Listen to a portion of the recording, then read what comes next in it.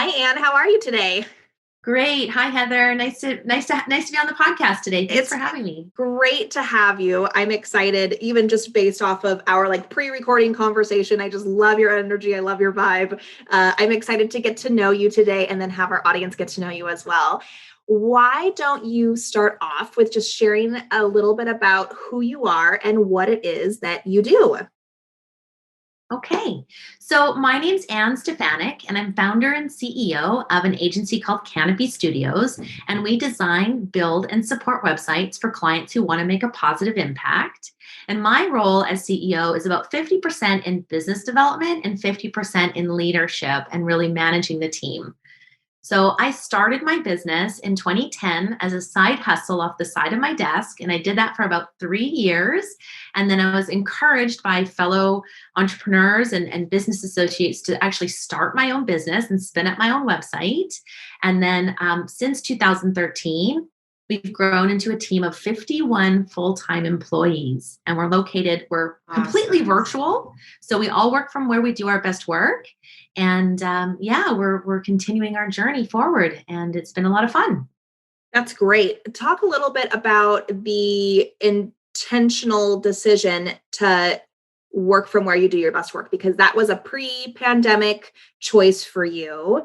And will you just talk a little bit about how you even made that decision ahead of time? Because that's not necessarily the popular choice, especially when you have a team that large. Yeah. So I had was working actually. I'm originally from Canada, and I'd moved down to San Francisco for this amazing job. And I was realizing that I was actually very hand to mouth. I wasn't actually making, even though I had an amazing, huge paying job, my rent in San Francisco was just insane. So what I did is I started picking up side projects, and it was I needed to create space and work with contractors. And a lot of the contractors I knew in the industry weren't necessarily in San Francisco. So from the very beginning, we were always just working from wherever worked. And in 2013, when I decided to go and actually spin up my own website and do this officially, I knew that hiring developers in the Bay Area was going to be very, very tricky. Mhm. So that was really the impetus. I thought, okay, if I want to build a business that's going to scale and I can offer affordable pricing, I really want to be able to create a remote culture. So this was back before Zoom existed. We used Skype, and sometimes it was really bad, but Yeah. a lot of the times it was about creating culture right from Mhm. the outset that really was built on trust. And that Yeah. was a fundamental thing, is that when you do build a company that's fully remote, is that you have to have this inherent thread of trust in what you do and being able to kind of create healthy boundaries to make sure that that is kept. But a Mhm. lot of the, building a remote culture and building it really started from almost a place of necessity. And for many of those first few years, it was also training our clients how to engage with a remote team. And sometimes I'll admit we lost opportunities because people wanted someone, on site. But over time, it's really proven as to be a strength for our business because we're able to recruit from anywhere and provide some lifestyle flexibilities. So I've got a lot of, single moms, single dads, people that take Yeah. care of other people, and providing some of that lifestyle flexibility to people really breeds a lot of trust and, commitment from their side. Yeah. Very innovative before the current times. You were ahead of the game. I love it. What did you do before building this company? There must be some sense of experience and training in building or leading teams, I would imagine, to build and scale as quickly and as successfully. With it seems like you had a blueprint kind of going in from changing from a side hustle to a full-time thing. Tell us a little bit about your career and where kind of what led you to where you are today. Yeah, so I actually was one of those kids that as soon as I figured out that I could sell something, I started selling stuff. So it was whether it was lemonade, whether it was garage sales, I was like always about making my own money so I could do my own thing. And I went to school for entrepreneurship. funny enough is when I took my commerce degree in entrepreneurship, I always thought I'd be, like number two. Like I'd like to work in a business where I could, be the COO or someone that really helped deploy the vision. And when just out of university, my partner at the time, we started a real estate investment company. So we bought and sold places and flipped them. And we had a lot of fun doing that. And what happened was, is I always retained a job at a marketing company. So I was always working at a marketing company and I was always running campaigns and different, just I worked in experiential marketing. So we worked a lot with big brands like Coca-Cola or Procter and Gamble. And I was able to really get a lot of experience at this agency space, leading projects, running campaigns, working with clients. And in 2007, when the economy crashed, I was then working at a boutique agency that was really focused on green real estate marketing. So I'd combined my passion for real estate and my passion for the environment and all with my agency world. And when the economy crashed, I lost my job and I was really forced to look at new opportunities. And I landed at a digital agency that was focused on websites. And that was a really fun place in my career because I was able to kind of plunge deeper into the technical side of things. I was always the girl that was like, how do I log into the website? Like, this is confusing. I found websites and technology to be really confusing. So when I worked at this agency, I made it my mission to kind of make websites really easy to understand and effective for our clients. And it was just kind of this like career progression that I had. I'm no longer running a business. I'm now working at agencies. And so when I was working in San Francisco and was like, I'm going to just start a little side hustle to, get some money to actually go shopping with in this fun city. It Yes. was kind of this like natural place where I had tons of agency experience and it was just a natural kind of progression. But I do think the, early entrepreneurial experiences of raising capital, of losing money, of having to pay contractors when I didn't have money and figuring all of that out, that really led me to be a little bit more risk averse to take the plunge to start my own thing a little bit later in life. Yeah. And what a valuable thing. Like, I'm just thinking about the audience that's listens to our podcast, right? Most of them are entrepreneurs. Most of them are also just kind of getting started and they are making that step like you from a side hustle to a full-time thing. When they come to us and we start to develop the strategies for how they're going to build their business plans, we oftentimes get hung up on the tech side of things because websites feel oftentimes just so confusing. They feel like just it's out of reach to really develop a site that's going to match their brand.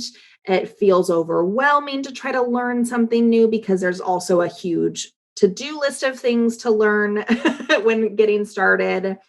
So it just is like, what a perfect conversation for us to have today with like pairing your expertise with where our listeners are at and like their need and their struggle with this. And so when people come to you, when your clients come to you, are they in a similar spot? Are they kind of like, I don't know. I don't know what I don't know. You just take it from here. Is that how this goes in your world? Yeah, I find a lot of budding entrepreneurs, it's overwhelming to start a business. And I know that you also feel like you should be working super hard on all these different facets and usually you're the power of one, right? Like when I started my business, although I'm not a developer, I had to manage the developers. I was the UX strategist. I was doing all of the strategy. I was doing all the project management. I was doing all of the accounting. I was doing all of the sales. So I'm really like the Jill of all trades and it's Mhm. overwhelming. So the Yeah. best advice I can give for a new entrepreneur is just start small. And there's so many great tools out there that are kind of pre-baked, whether it's there's a tool called Unbounce, which creates a landing page, or if you're going to be selling stuff online, Shopify has so many great things that are out of the box, or Wix or Squarespace. They're all really easy to use site builders. And I think the main thing is you just need to have some digital presence. Mhm. You don't have to have a fancy website with a blog and all these extra things. I say just start small. And even if it's just a landing page where it's got, a bit about, what your overall, what you do, like make it really clear as a one liner of the problem that you solve, and then finding a way for them to contact you. Those Yeah. two things, just saying what you do and having a contact us button, is usually like all you need to get started. And even more so is that if you end up, starting a totally virtual space, you need to have a web presence. But if you Mhm. are starting off with a physical brick and mortar space and you're opening up a store, or you're maybe opening up your own fitness studio, and you're going to do it from your home first, and then you're going to move into your big goal is then to build a gym, or however you want to transgress into the next stages, you need to really think about, how do I need to start now? And what's the least I can do with that I can get away with that I love the most? And then know that over time, you'll be building upon that. Mhm. So, And for those that think that just a social media profile is good enough, tell us why at least just a landing page, just keeping it simple and at least having that web presence is so important over just having social media. yeah, there's a thing called the share of search. And a lot of these big brands are creating not only a social media page and a Twitter page or a Twitter, feed, they're also creating microsites for each one of their brands. Because when someone is searching for you, you want to be able to show up on the first position of Google. And Facebook and different social sites do a great job. Having a basic website really increases your ability to be found in search engines. A lot of times, if you do have like a brick and mortar store, you also want to create and claim your Google profile and start getting Google reviews.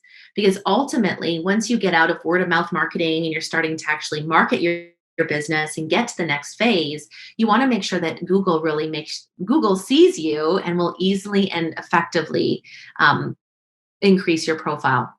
Like, one Mhm. of my friends started a landscaping business, and she was originally working for a landscaper, and then she was doing side work on the side, and then she decided to start her own business. It was based out of her house. So she got a decal for her truck, and she got, that's my Canadian coming out as decal, I think, in the States. But she got her truck going, and she created a little sign that was on the front of her house. And, every time she would go and do a gardening project for one of her new clients, she'd put a sign in like, by Inventing Eden. And then she created her Google profile. And with her Google profile, then she asked her current clients to give her reviews.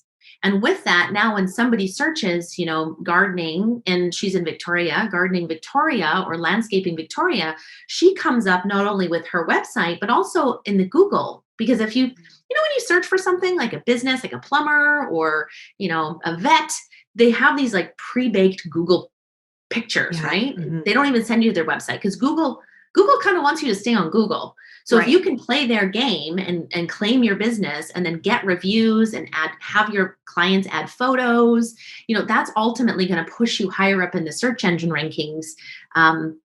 So even if you're starting a home-based business, there's many ways to kind of leverage your home business in ways Mhm. that's going to ultimately drive more traffic, which then will drive more clients, which will drive more revenue, which will then scale your business. So, Mhm.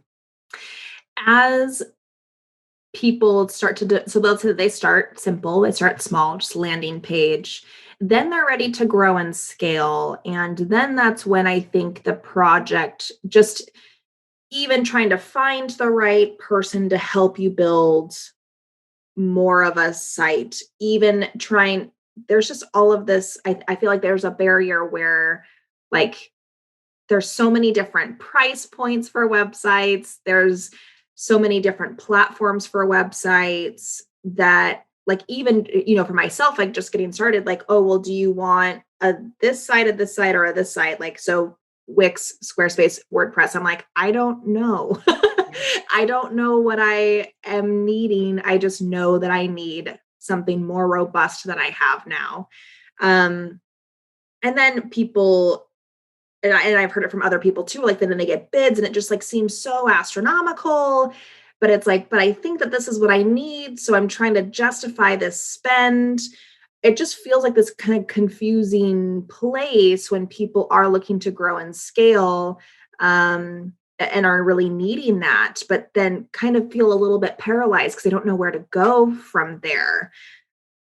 What would you say to somebody in that position right now? And do you guys help when people are in that position?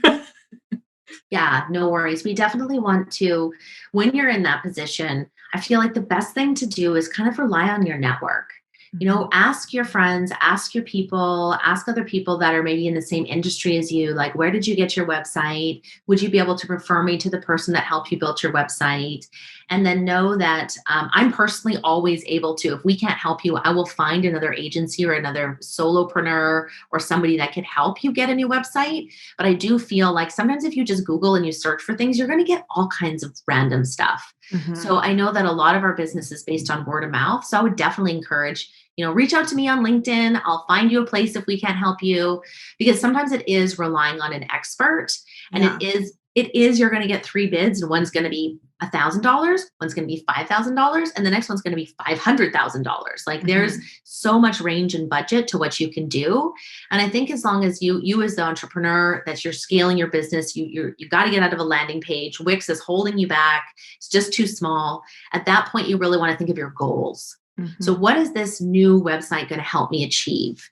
Is it because I now need to do more content marketing and I need to have a blog that's really robust? Do I need to be able to do gated downloads so I can get more people? Like, let's say I'm a wedding planner and I'm now going out on my own. Maybe I want to have a wedding plan lookbook that people can download, but they got to get their email to get the download. And then when they're on my email list, then I know that they're an interested potential bride, and I can do some content marketing to warm them up until they're ready to actually talk to me as a wedding planner. So if it is part of like thinking about what your goals are, that will really help determine the best solution. And that Mhm. sometimes comes down to who are your target audience and what do they need. So if we know that you're a wedding planner and you're going to go to this bridal conference, maybe it's virtual this year. Hopefully we get back to normal in the fall. But you're going to be Yeah. going there. You're going to maybe do a giveaway, like, hey, we're going to give you, you know, a $500 gift card to an Airbnb anywhere in the world for your honeymoon if you sign up for our draw. You're probably going to get 300 or 400 business card, not business cards, but 300 or 400 Right. inquiries from potential brides, but not all of them are going to buy from you. So if your Mhm. new website goal is to be able to kind of, you know, build that network, or to, work through that, maybe you need an integration with a tool like HubSpot where you can put all those contact information, and you need your website. So when someone fills out a form, they go into HubSpot and then they go into a drip campaign. So they get, so you don't have to do all of the legwork. But that can be like, oh my gosh, that's so overwhelming. So if Right. you say, okay, I need a better website so that I can do content marketing, and you say that's my main goal for this new evolution, then you can go to each one of the firms that you speak to or people that you speak to and says, show me examples of how you solved this problem before. Mhm. Mhm. Yeah, And then you that's can really kind of, if you can see yourself working with them and you can see them solving your problem, it kind of builds that trust to say, okay, they can solve my problem. Because right. ultimately, a website should solve a problem and be a tool for you. And that way, if you think about it, that like every 3 months, 6 months, a year, you want to be refreshing your content. You want to be looking at your strategy. Maybe at the beginning, it's way too overwhelming to do a blog. But as you're in year 2 or year 3, a blog is really important for Google to have all that search engine rich content. So you're going to want to figure out, do I have to hire a copywriter, or can I do this? And then Mhm. what do I need to do to facilitate the website? So I always think like small bites for big wins and solve Yeah. one problem at a time. Yeah. Do you Yeah. have maybe a couple of different questions that people should ask when they're interviewing different companies that they're looking to help build their site? Um, I always kind of go to the place where I'm like, I don't know what I don't know. So if I'm approaching, so like having brand new conversations to me, what would be some of the maybe not obvious things that people should be asking when they're considering and partnering with somebody of building out their site? Yeah. First out, I'd ask about how long they've been in business and what's their team structure like. Because some people will be the front of their business and then they'll subcontract everything over to India or the Philippines or the Ukraine, which becomes very challenging for a lot of entrepreneurs. And what you don't know sometimes is that they're just a front for something that's happening overseas. And I do believe kind of having a personal connection with your web developer is super important, because this is something that most of our clients, in the sweetest way, have no idea what's going on. In the Mhm. sweetest way, they are like, oh my gosh, I've never done this before. I'm really nervous. I'm really stressed out. And because we have a real important, we really value human connection, the designers and the developers get to know the client, get Yeah. to know their skill level. So I would ask about their team structure. I would ask about their company structure. Like, how do you do projects? I would also encourage you to, when it comes time, let's say you've picked two firms and you're like, I really like both. I feel very heard. I feel like I can see them solving my problem. I know they have a team I'm going to be able to trust. When you ask for references for these folks, ask for references for projects that went wrong. Everybody's going to give great references. But if they can give you a reference of a project that went sideways and you can talk to that client about how they fixed the problem and how they're still a client, that shows that that agency is committed to the long-term success of you. So many people are like, can you send me some references? And it's like, well, what do you want to learn? And they're like, well, I want to learn how it's like working together. It's like, what do you want to learn? It's like, what happens if we go over budget? Are you worried about money? Oh yeah, I'm really worried about going over budget. Why don't you talk to, our friends over at iSchool? We went 2,000 hours over budget. It was a nightmare for us, but we committed to quality. Why don't you talk to Kevin? Because he's still our client, 8 years later. And my potential clients go, wow, really? That happened? And you're still friends? Like, I was like, yeah, he's still our client. He's willing to be a reference for us because we were so committed to him, his project. And, we learned a lot, Yeah. on how to never do that again. But Yeah. it was a really solid reference that builds trust. So I would say, like dig into the soft stuff of when you ask for references, ask for a relationship that didn't work out, or there was challenges, but it still worked out in the end because you'll Yeah. learn a lot. Yeah. Oh, so good. So good. I want to hop back over to the you part of the equation. When you mentioned you do about 50% business development, 50% you're like in leadership role. There are a lot of women that have to balance all the things and wear all the hats. I'd be interested to hear what your approach is to balancing two very different sides of the job and how you maybe balance out your weeks, or just kind of a little bit more about your approach to taking on those two different things in your role. I think every entrepreneur has to be comfortable with sales all the time. Like you'll never be able to hand that off. Some people think, oh, I don't like selling and I'm going to hand it off. It's like, well, you're never going to get that off your plate. Sorry. Whether Mhm. you're selling to new employees who are going to join the team, whether you're selling your vision to your management team, whether you're straight up working with marquee clients and making sure that they close, it's always going to be a part of your business. And I think part of that is recognizing that as long as you're creating value, it's not really selling. You're just sharing your vision and you want to Right. create it sticky. So I feel like part of my job when I do business development is to really think about how do we attract and retain the right kinds of clients? And how do I make sure that we say no to the wrong kinds of clients in a real kind way that, moves them out of our viewpoint and really communicate that. Now I have two lovely salespeople. Before it was just me doing all business development, but it Wow. really is like coaching them and helping them to make sure that they choose the right opportunities that foster our mission. And we know that we can really help these people. So Mhm. a lot of business development for entrepreneurs, I think, a lot of I don't like selling. It's like, well, you're just creating value, Mhm. and with that value, it'll naturally create a sale.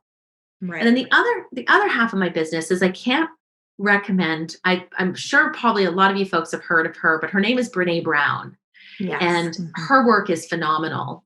And I feel like as a woman in business, I'm constantly challenged by my counterpart males. Like if I walk into a boardroom for a city of San Francisco meeting and it's a bunch of agencies, there's usually one or two women that are CEOs and then there's 20 men.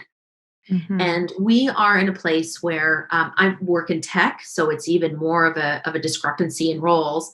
But I feel like it is my job as a leader to create space for being human.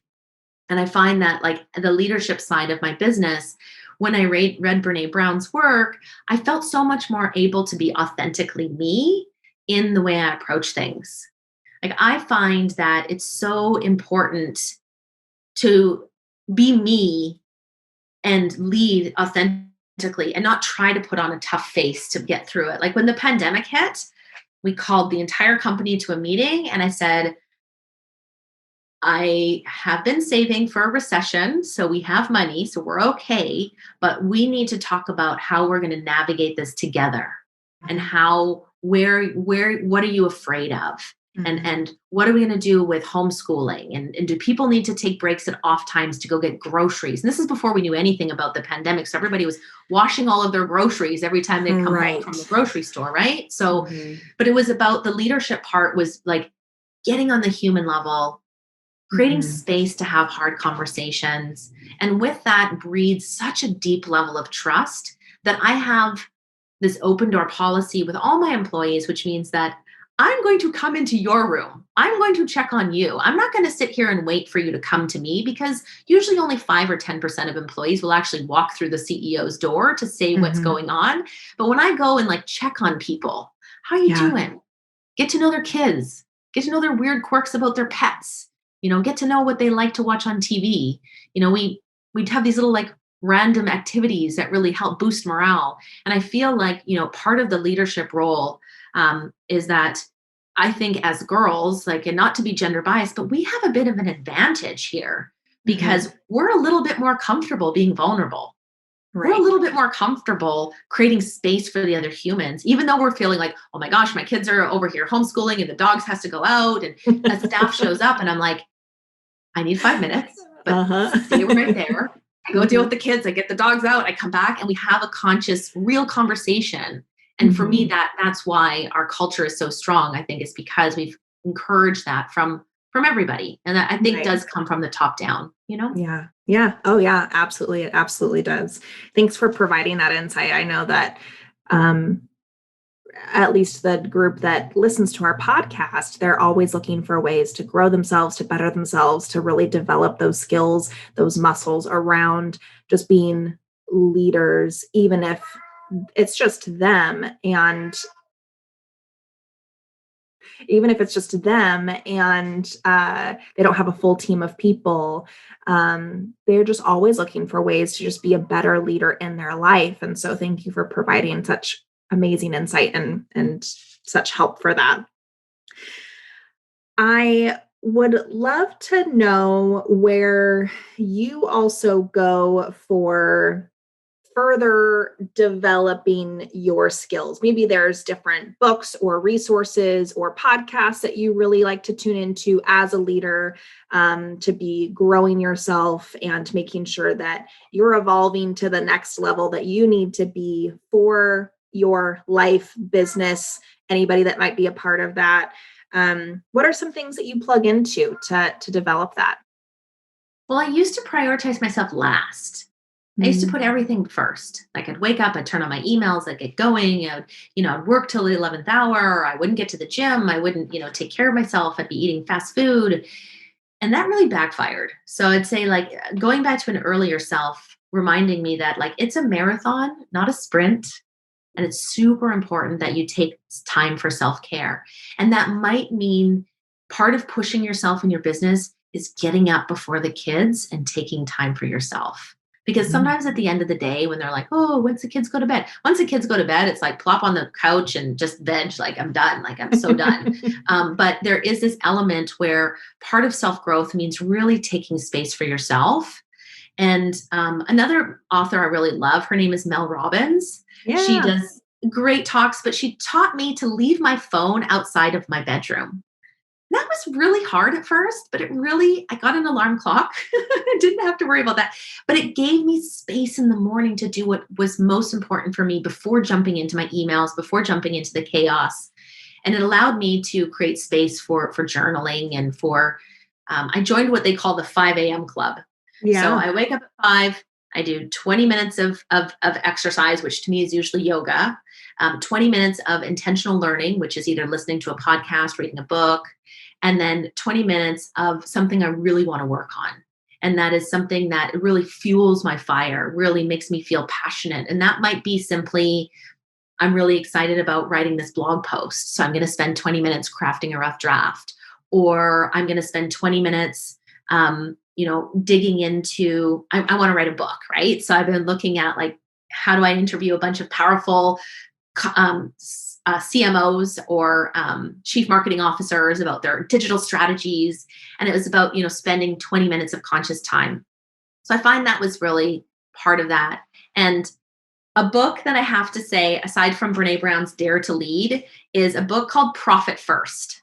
As an entrepreneur, I would have saved myself so much money. I would have paid myself more. My life would have been so much easier a long time ago.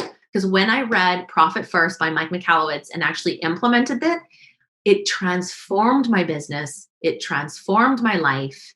And I no longer, I was running millions of dollars through my bank account and not seeing enough of it. And I was like running a multi-million-dollar company and like living literally like on a $40,000 a year salary and having no profit. And I'm like, what is going on?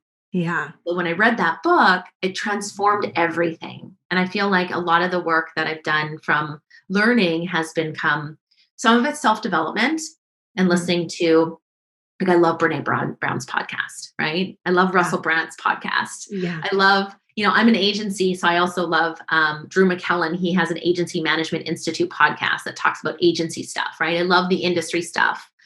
And then I also love just functional CEO business stuff. Like Mike Michalowicz's podcast is really funny and it's quirky and it talks about, how to fix little pieces of your business one at a time. And so I feel like a lot of that has come in terms of pillars like personal, spiritual, self work, intentional industry work that's going to keep my tools sharp in the shed with what's happening in the web world.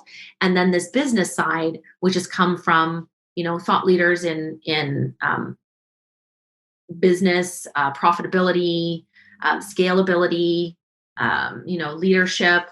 Taking a course right now from the Harvard Business School on management and leadership. So it's kind of like you have to carve that time out for yourself or you will get burnt out and your business will just implode because you will implode. So. Yeah. Oh, so valuable. Before we wrap up, I want to ask you a question that I've been posing to our guests, and it's been really fascinating to hear the answers of. With 2020 came a lot of like life lessons, came a lot of burdens, came a lot of ahas.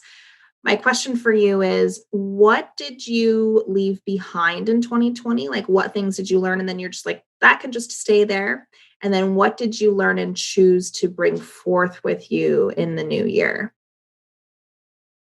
So tactically, I actually gave up sugar. I know that's really funny, but I had a lot of giving up sugar was such a powerful thing in life. I was so afraid of it. And when I gave up sugar and I let that go, I have so much more calm in my life. Like I don't have spikes of depletion or, and I'm not perfect. It's like every once in a while we'll have something that has sugar and it'll totally drain me. It's so interesting. But I feel like a lot of that is I was pretty good at prioritizing myself, but I became really good at prioritizing myself in 2020. I really made sure I stuck to my schedule. Like I don't work evenings and weekends anymore. If I can't get it done within 8 hours, it either wasn't important or it's going to have to happen the next day. I used to work 16-hour days every day, 7 days a week. And, as my business scaled, I recognized that if I'm gone, the whole business is gone. So I really, in 2020, I didn't have to get on a plane every 2 weeks. I didn't have to go to all these events. So a lot of it was like, I recognized also that I didn't need to do all of this extra stuff I was doing. So like, well, I functionally left behind sugar. I also, when events come back, they're going to look very different for us because we don't need them. And I think before we had this perception that, all of our industry was going to these events, so we should be there. And we're just going to dial that right back. Yeah. I find we've found innovative ways of getting clients and keeping clients. So and learning and engaging with people too. So good. Thank you. Where can people connect with you from here? I would assume that you have a really awesome website. Our website is always a work in progress. It's one of those things like the carpenters, the cobbler's kids have no shoes. That's how I personally feel about our website. You can find me, if you go to kanopi.com, that's kanopi.com, you can definitely reach me through the contact form. But better even so, to find me personally, reach out to me on LinkedIn. And just let Excellent. me know where you heard about, like, let me know where you heard me from, because I would love to connect with you. It's part of my personal mission to really help other female entrepreneurs in their journey. So if I can help you, even if our agency tends to be a little bit bigger for folks that are just starting off. So I have a network of lovely freelancers that can help with people that are just getting out the gate, so they don't have to be so stressed about choosing a web developer. Or if you're in a later stage, we'd love to help you with your website. But yeah, I'll send you my LinkedIn, and you can just pop it in the show Perfect. notes, or you Yeah. can go and with an E, Kanopi, Kanopi, LinkedIn, and I'll come up right at the top, and just send me a quick Perfect. LinkedIn and we can chat. Yeah. I heard actually yesterday on a LinkedIn training that we had within our membership group that when you search for somebody, that one of the first thing that pops up aside from their website is their LinkedIn profile. Isn't that crazy? That's right. Yeah. So That's right. It's all I really have to do is important to have a search. robust LinkedIn profile. Yeah. Yeah. Yeah. And if you're Ac- working with businesses, like, LinkedIn is the way to go. It's such a good, yes. valuable resource. Yeah, we're just are starting to dive into it a little bit more, at least on my end, and so that's why we had somebody come and speak to it yesterday. It's so fascinating how powerful it is when the statistic is that people spend an average of 17 minutes a day on LinkedIn, but yet it's so powerful, and we'll spend hours and hours scrolling on whatever platform, and it doesn't do anything for us, right? Except for make us feel bad sometimes, or sometimes inspires us, or, but it's not consistent. So, anyways, segue on LinkedIn. But thank you so much for being here today. It was great to have you. And we look forward to staying connected.